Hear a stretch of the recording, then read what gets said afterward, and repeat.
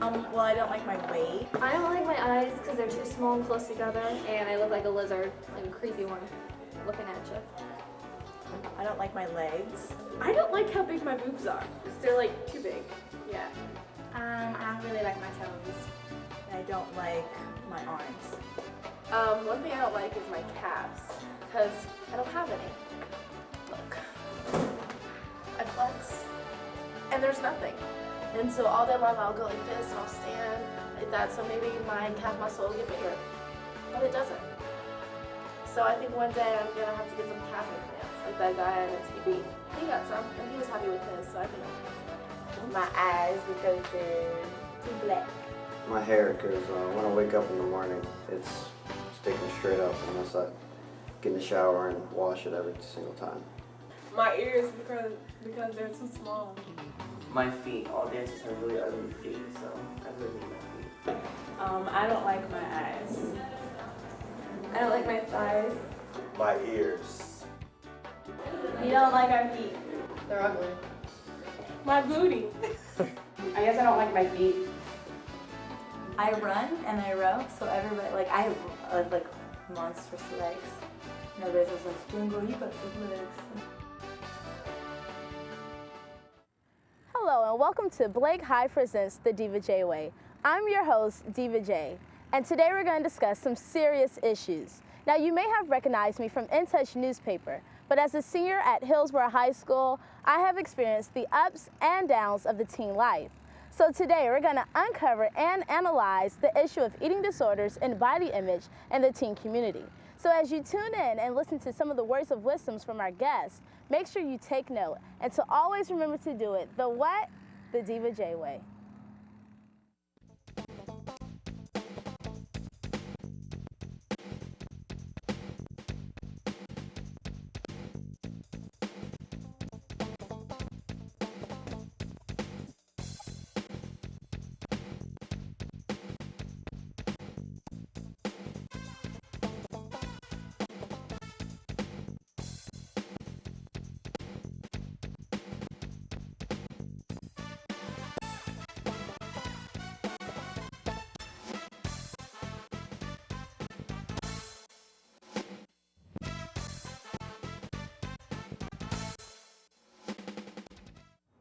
Hello, and here with us we have Miss Stacy Bukowskis.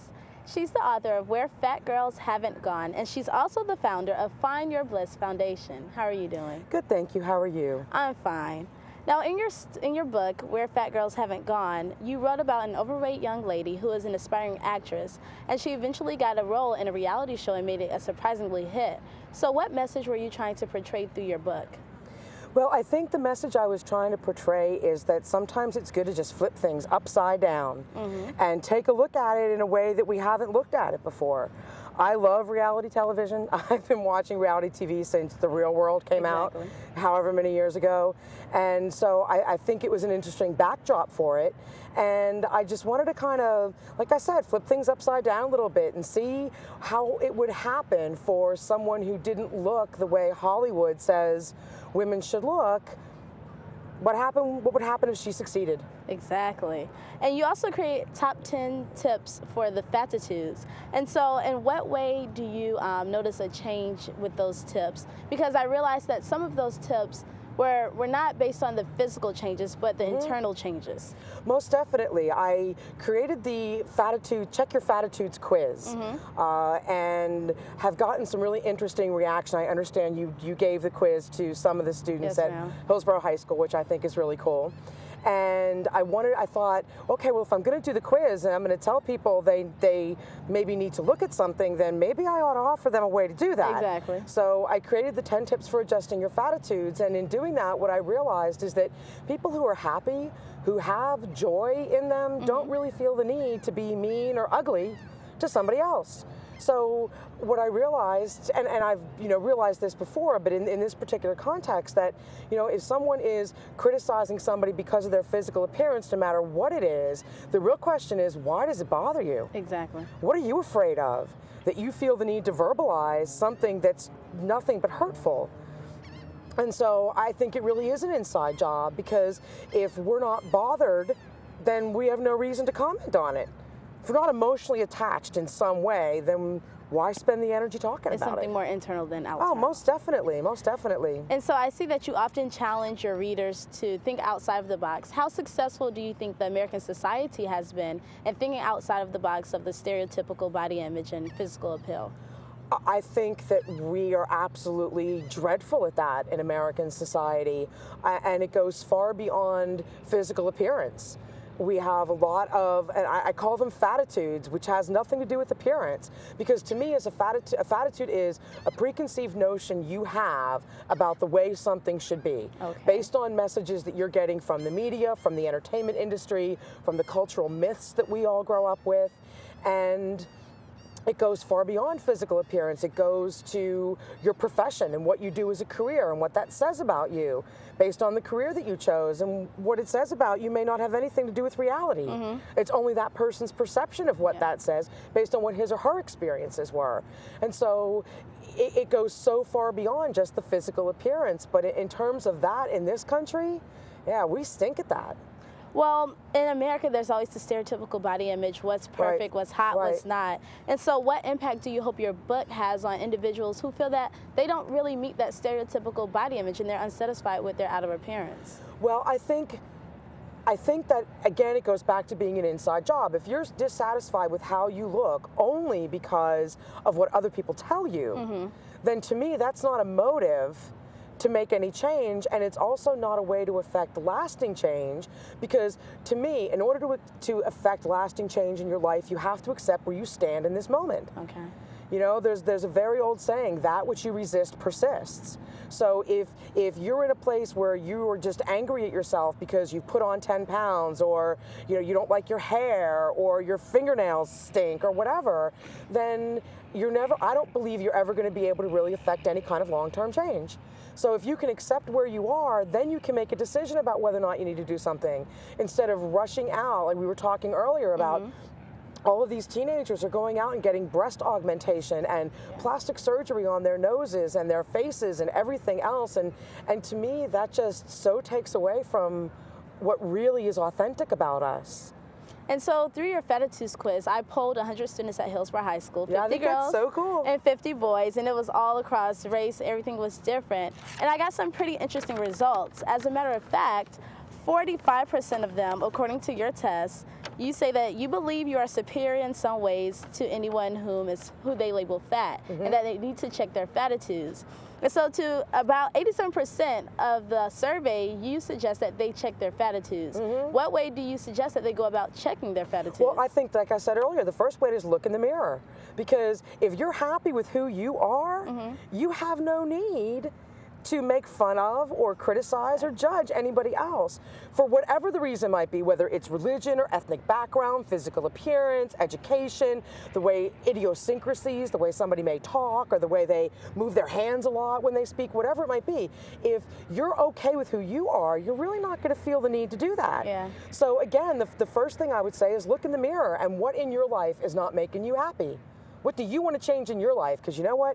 Your energy is going to be a lot better spent focusing on what you want to change in your life than making fun of somebody else for whatever the reason is. Exactly. So from what I'm gathering, it's more of if you're satisfied with yourself, that will determine your overall body image, because I believe also that beauty comes from within a person. Most definitely. And so definitely through your Fatitudes, through your quiz, through your book, it's pretty evident that you also believe the same thing. Oh, most definitely. Most definitely, because what we don't understand, especially in this society, is that authenticity is where the power is.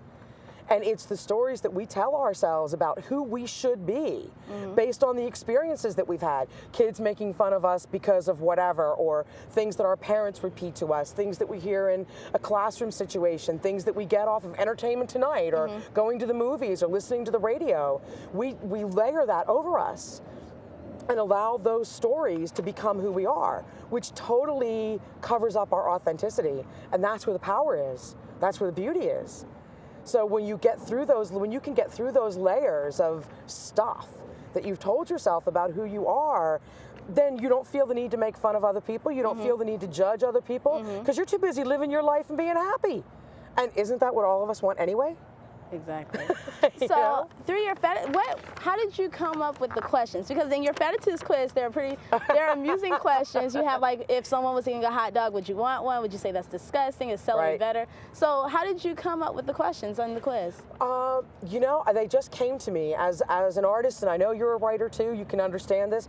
Sometimes the channel just opens up, and you have absolutely no idea where it's coming from. Exactly. And I sat down and wrote that quiz in like 10 minutes. Okay. And I'm sure some of it is from personal experience, because having had weight issues, you know, societally my entire life, you know, I know what it's like to walk down the mall, eating an ice cream cone and watching what people are saying to me with their eyes, even if they're not verbalizing it.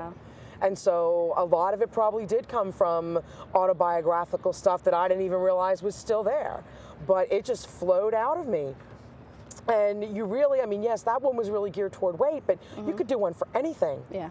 The neighborhood you live in, you know, the kinds of classes you choose to take at school, the career that you say you want, all of that, we as human beings in this society make judgments about based on our experiences, which most of the time has nothing to do with the truth. Exactly. So as a technically overweight woman in American society, how hard was it for you to actually build, was it hard for you to build confidence in yourself to be able to publish a book that's flat out saying, I'm proud of who I am? Well, it was my second novel. Okay. This is my second novel, so it helped to have the first one under my belt, so to speak, and to have gone through all of the trials and tribulations of promotion and publicity and all that kind of stuff. I think I just got to a point where I was fed up. I was just sick of it. You know, don't judge me.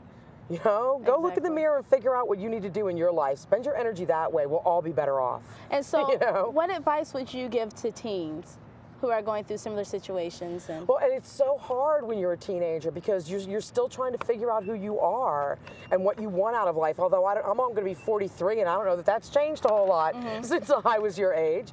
But I think the best thing I can do is, the best advice I could give is to just be honest with yourself. Okay. Be honest with yourself. And so for the viewers out there who want to get in contact with you, what is some personal contact information there? Sure, they can just email me. Okay. And the email address is fifthgoddess, that's FIFTHGODDESS @yahoo.com. Okay. That's my personal email address. Or if they wanted to call me, they could do that too. The number is 813-231-0310. Great. And you've heard it from Miss Stacey Bakakis. Thank you, Miss Stacey, for being a guest on our show. And we really hope that some of you viewers out there have really gained some personal words of wisdom from the one and only Look in the mirror. Stacey Bakakis.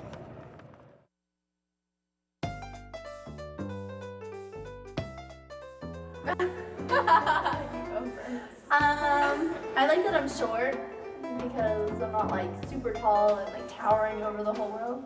That's about it. I like that my eyes are blue. What do I like about my body? Well, I like the fact that I am not physically, what do they call it? Unfit? My hair. Well, I love it. See, this little piece of skin right here? Perfect. I try to take care of myself. I try to eat right and whatnot. So I guess I'm pretty happy with the way I look. Oh God. I don't know. I like everything about my body. I like my stomach. I like everything basically. It's like certain things that I would go without. You gotta work with what you got. That I could do this. I like my physical complexion, you know, my body, my muscles. Oh gosh. Do I like?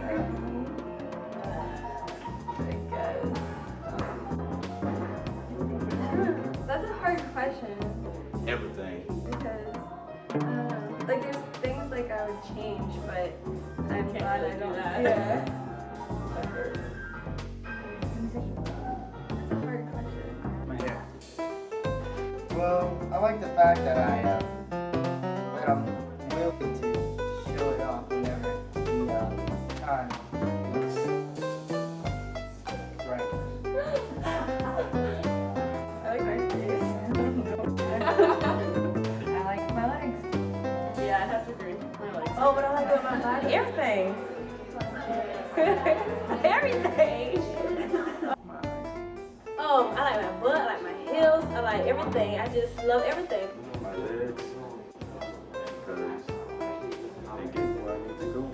It has volume, it has purpose, you know, and this looks so beautiful. I can fit into small areas. My eyes, my hair. You know, I'm black and, you know, beautiful and everything, and it just fits. It's all proportionate. And so, yeah, I like everything about my body. With us today, we have Ms. Rhonda Rose, the program director at the Alpha House of Tampa and a professional psychotherapist. How are you doing? Fine, thank you. It's good to be here. Thanks. And today we're going to talk about eating disorders and body image and how prevalent it is in the teen community. So now, as a professional psychotherapist, what are some signs of possible eating disorders? Some of the signs that you will possibly see is someone eating and then leaving to have to go to the bathroom and stay for extended amount of time, or someone who is eating really, really lightly in front of you, and then but they're gaining weight, which means that they're doing secretive eating. For some people, because they will purge, the reflex of putting your hand in the mouth and the gag reflex, you might see little marks on their hands. Wow. And then a lot of isolation, eating in isolation or not eating in isolation, but just kind of standing back and not interacting as they would or had been in the past. Okay.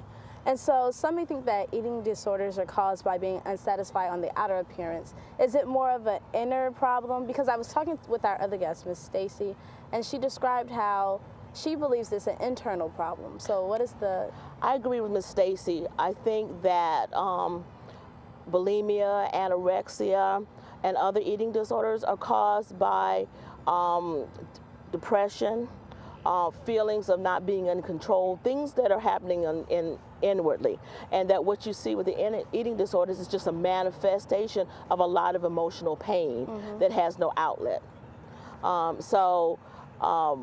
Ms. Stacy is quite correct. When you are working with that type of person, you really have to know what's going on inside in order to be able to reduce the manifestation of the symptoms. And so what about those who are in denial? Because I know of a lot of teens who say that they may gag after they eat, but they don't vomit. Is that their way of covering up their eating disorder? What's the diagnosis on that? Well, anytime that we're doing something that people may say is not right, or we feel ashamed about, or we don't want others to know, we do what we call rationalization. We come up with a way of making, of justifying what we do, so that we feel comfortable with what we do. And so denial is part of it, because nobody wants to say that I have a problem. Exactly. Nobody wants others to think they have a problem. We all want to be in control and look like we have the world by the tail. And so we come up with ways to say, okay, everything is all right, I'm just doing this, and it's not a problem for me. Okay, and so what ways would you go advising those who are suffering? They can't really reveal it publicly to their family and friends. Who should they talk to? Well, I think that we all, most of us have a confidant. Okay. Someone that we can confide in, who will listen, who basically have our back. Yeah. And you know, you should go to those people, and it could be a friend, it could be a teacher, it could be a minister, but it's someone that you feel confident will listen to you and not judge you. And in what ways can a friend who may suspect that another friend has a disorder, how could they, I wouldn't know, intervene or approach that certain friend? How would you recommend they go about doing that? The first thing is to listen. Okay. Listen to not only what is being said, but what's not being said. Look for changes. You know your friend, so you know what's normal for them and what's not normal for them. And when you approach them with warmth and genuineness, you know, that you really care, not that you're just trying to get in their business. You know, and also don't make promises. If they are engaging in an eating disorder that's causing threats to their health, don't promise that you're not going to tell anybody, because you may not be able to keep that promise. And if you break it, then there's a betrayal, and the person says, okay, I'm not going to tell you anything else. So be honest, be upfront, but be caring, you know, and then help them to reach out. Exactly, and you also raised a good point earlier when we were talking about not being judgmental. Very much so. I mean, when I tell you something that may make you look at me differently, the worst thing that can happen is when I tell you, you shrink back from me, or you that sense of horror on your face, or you don't want to talk about it because you feel uncomfortable. Well, what that does is make me clam up. I'm like, I'm not telling. Obviously, she can't handle it, so I'm not going to talk to her about this anymore. But I'm just going to keep it to myself. Wow. And so how often do you come across teens in your profession who may suffer eating disorders or just aren't satisfied with their body image in general? I'm coming across more and more teens. I've been in the field 25 years. Okay. Society is changing. What we feel is important is changing. The physical is become very, very prevalent. You see it not only in the media, but also in people's households. Are you wearing a size 4? You know, is your hair a certain way? Do you have the latest makeup? Or the latest hairstyle? So there's a lot of emphasis on the outside and not the inner person. And it's coming from all. It's just bombarding. And so you see more and more teens as you try to decide what you're going to be, what you're going to look like in your own identity, grappling with these problems. Now, through my research about eating disorders and body image, I noticed that most of the research was done and it portrayed that the eating disorder was prevalent in the Caucasian race. But how relevant is race when it comes to eating disorders and body image? I'm really not sure about that because of the fact that I don't know how much of the research has taken into account participation by other people in other races. And I'm not sure of how much is actually being reported. I think you probably have a lot of under-reporting of these things because, again, you know, what do you do with that information? You know, if I tell it, you know, what am I going to do? So, you know, of course, because of the high-profile nature of some of the people who have eating disorders, you know, Lindsay Lohan and Ashley Olsen, you know, it makes you feel that it's a Caucasian concern, but, you know, the research has not been adequate enough to say that it just stops with that racial group. I agree. And one thing I really want to make sure that our viewers realize is that eating disorders is across the board. There's no certain individual, there's no typical image of people. Exactly. There are different types of eating disorders. Some people overeat, some people undereat. Right. And so that's a key fact that I really want our viewers to tune into. And so, well, after asking several teens throughout the Bay Area what they didn't like about themselves, we have some footage of that. It's evident that many people aren't satisfied with a certain physical feature. Now, is that okay, or is that something to be concerned about? Well, I think that there's something natural about that. I mean, as perfect as we would like to be, we all have something. The grass is always greener on the other side. Those people who are tall may want to be short. Those people who are short want to be tall. I want to be a 2. You want to be a 12. So I think that our nature, our normal nature, is to want to improve ourselves. And so, you know, we always find something. So yes, that's a normal part of being a human being. I think it gets to be a problem when it becomes the focus of your life, and it stops you from interacting positively with other components of your life, your friends or your parents or your schoolwork. So that's when it gets to be a problem. I agree. And a new term has hit the American vocabulary. It's called body dysmorphic disorder. And so this disorder, it basically pertains to people who are excessively obsessed with changing their outer appearance when in all reality it isn't obscured. And so what is the prevalence of that disorder now, do you believe, in the teen community or in the community in general? I think there's a growing prevalence because, again, we're not sure of who we are, who we need to be. And we don't pay a lot of attention to what's going on inside. And so with all, again, the mass media and family and others saying that you need to look a certain way, be a certain way, I think that you will see more and more of people who have a disconnect between what's up here and what they see in the mirror. Okay, and so for parents who may be concerned about their teens, what advice would you go about, or how do you believe parents actually influence the way their teens see themselves? I think that some parents get really caught up in the media hype.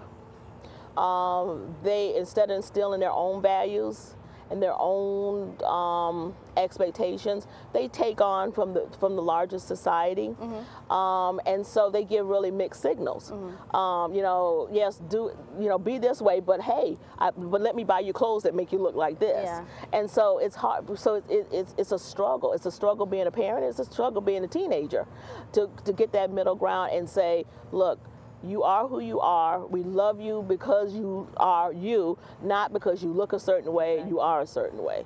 Okay, and so for those viewers out there who want to get in contact with you for some advice or some help, how can they go about doing so? They can contact me at 875-2024, and we'll be happy to assist them in some way. All right. Thank you, Ms. Rhonda Rhodes, for being a guest on our show. And we hope you as viewers have found some of her advice very useful. And we hope that you also remember to do it the Diva J way and to be satisfied with your outer appearance. I'm Tiffany Kenga here at Blake High School, and I want to know what's on your plate.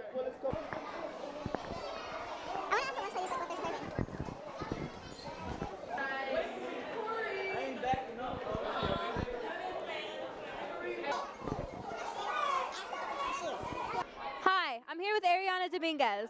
What's on your plate, Ariana? Some barbecue chips, chocolate chip cookie, and a lovely Gatorade. Are you aware that the food you're eating is unhealthy? What?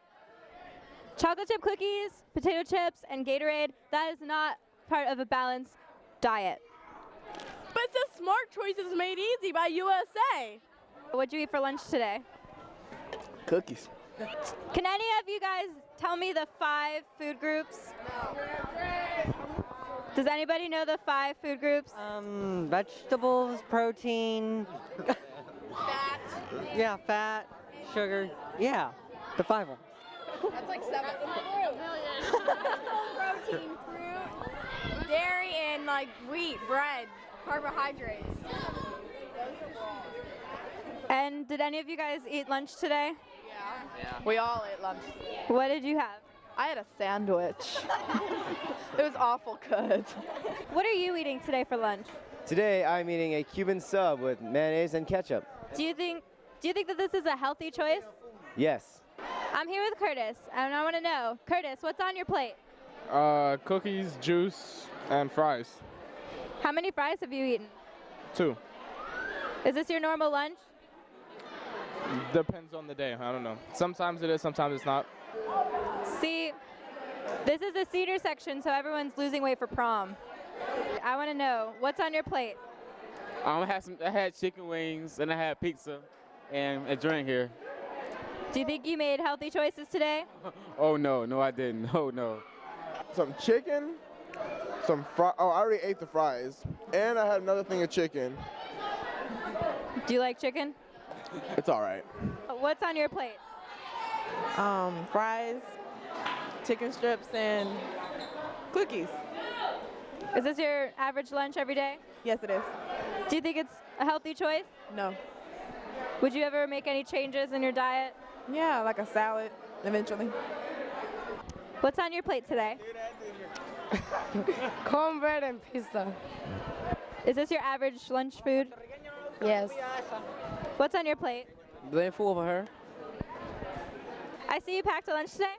Yes, I did. Do you pack a lunch all the time? Yes, I do. Is that, like, why do you do that? Because so I don't have to wait in that line. So let's see what you got. Okay.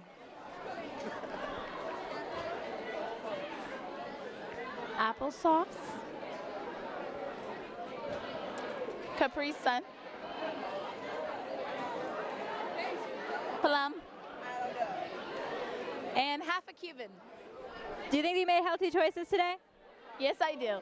I think so too. I'm here with Gina Willis, and I want to know what's on her plate. Well, I have water, of course. I brought blue corn chips because they're better for you than potato chips. Mixed nuts. I don't know, that's sort of lame. Then, oh my gosh, peanut butter and jelly and banana sandwich, best thing ever. An apple from home, and some black cherries. They're really good.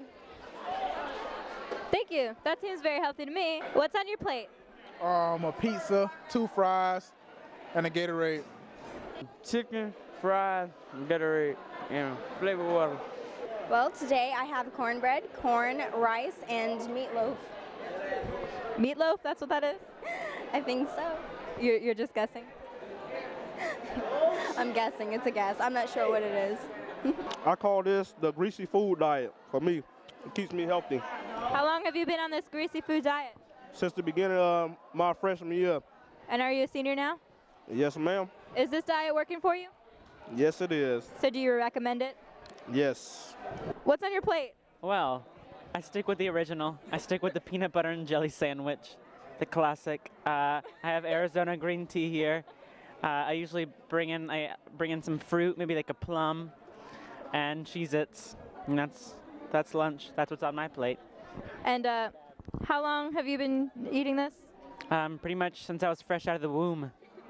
Do you get tired of this? Is this because you want to or because you have to? I like it. I like it. I like consistency. Okay.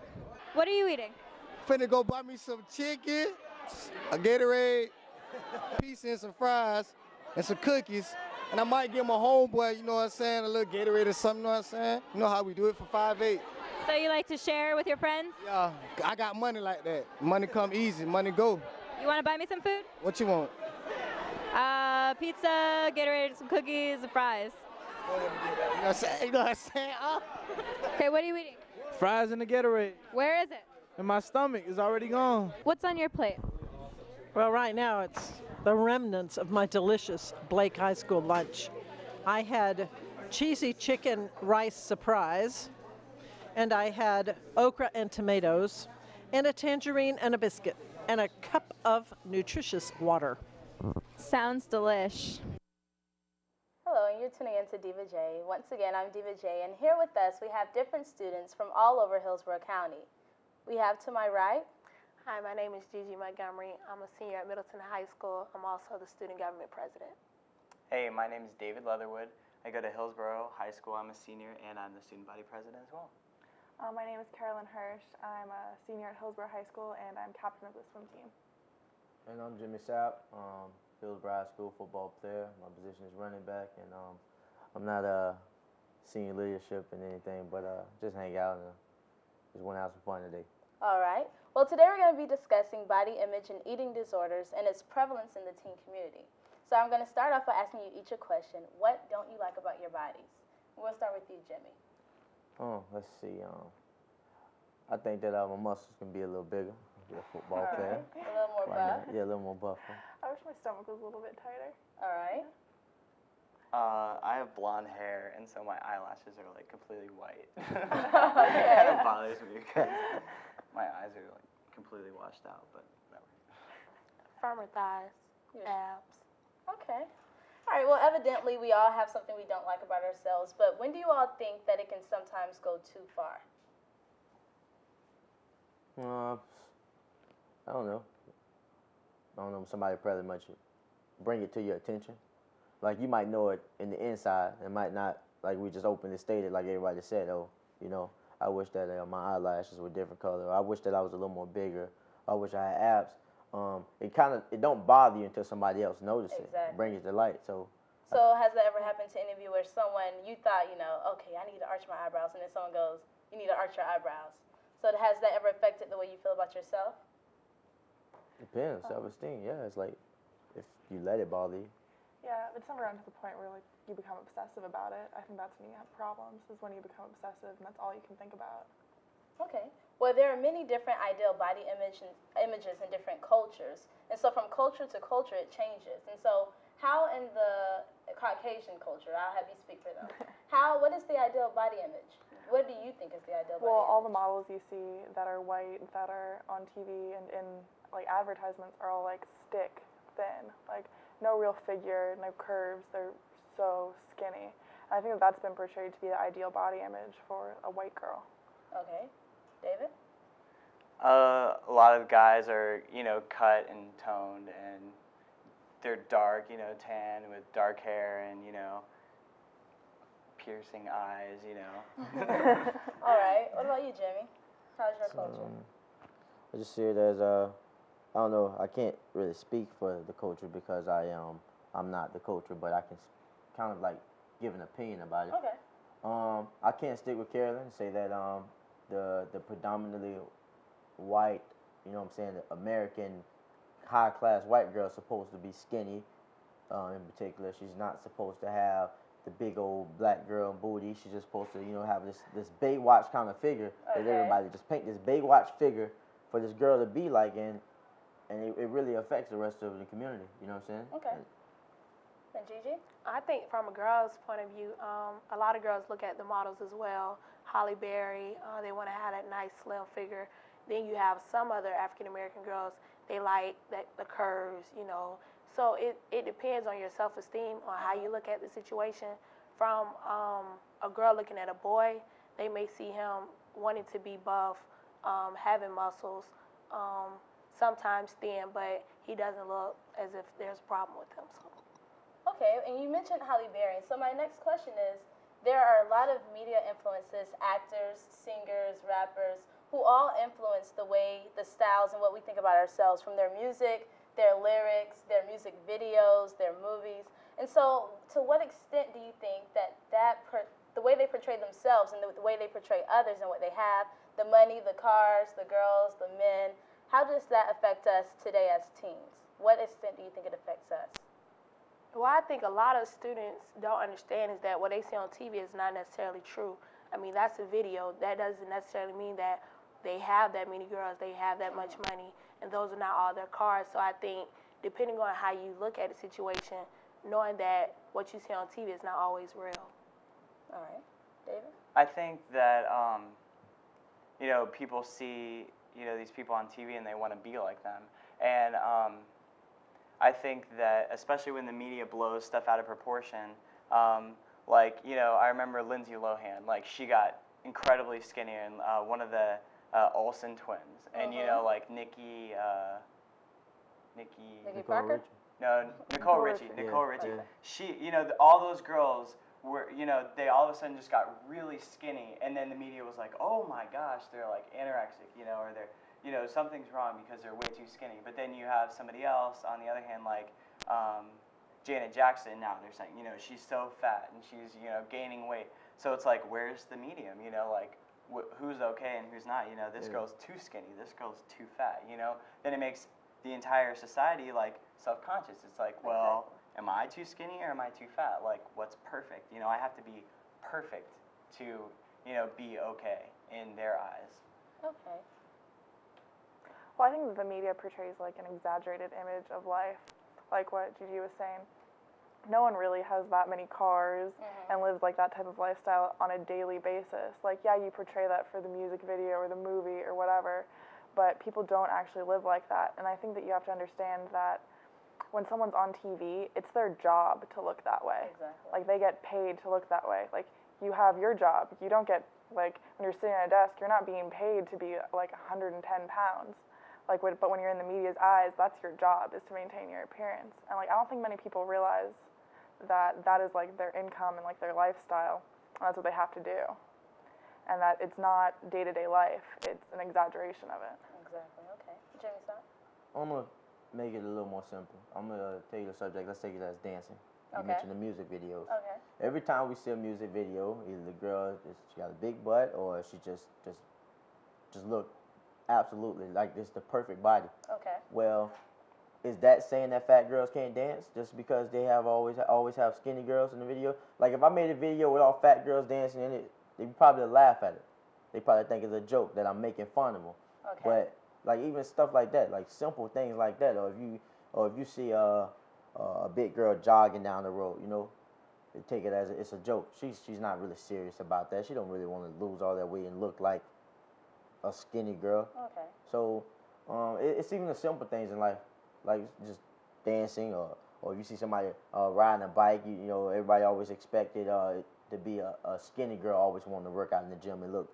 You know, what if you do, you know, actually want to see a big girl in the gym that's working out, not to be 110 pounds, but to satisfy herself. Okay. You know what I mean? And media just killing everybody, you know, with that. You know, the people that actually voice it and say that, you know, I'm hurt because I feel like I don't look like her. You know what I mean? So it's a self thing. It's just like an inner thing. And if like people like this, like have a conversation, have a general conversation, and put all their feelings down on the line and say, look, I have this problem. And I think that'll decrease the size of anorexia or obesity to be opposite. So. Okay. Well, I hear we're talking about a lot of hers and she's, but seldom discussed is the body image and the ideal body image of males. And I'm talking about young males in particular. We always want to, you know, as a female myself, you know, you always look for that tall, handsome, built guy. So as males, can you all give us some insight on how does it feel to try to live up to the standards that society has set as the ideal male? No, I think it's true. I think you're right on. Like a lot of times when you're talking about body image, you know, you go straight to the girls, but I feel like, you know, that guys are totally overlooked because I feel pressure, you know, and I shouldn't, you know, because. What kind of pressure? Like just about, like I said about my eyelashes, like that's such a stupid thing. Like it really is. Like that's stupid, you know. Like it's my eyelashes. Who cares, you know? But it bothers me, you know, because people have said this or that, you know, and that's not what you see in pictures or you know, and models or you know. And so, you know, that's just an example right there. You know, it makes you like examine yourself and like critique yourself. Like you are your biggest critic, you know. Exactly. And like I know, you know, guys are pressured to have, you know, like your fit body and stuff like that, and you know, work out. And if you're not, then you're weak, or you know, and nobody wants to be that. All right. Well, I would like to thank you all for coming out and sharing your views and opinions about eating disorders and body image and its prevalence in the teen community. And to you viewers, thank you for tuning in, and I hope that you continue to do it the what? The Diva J way.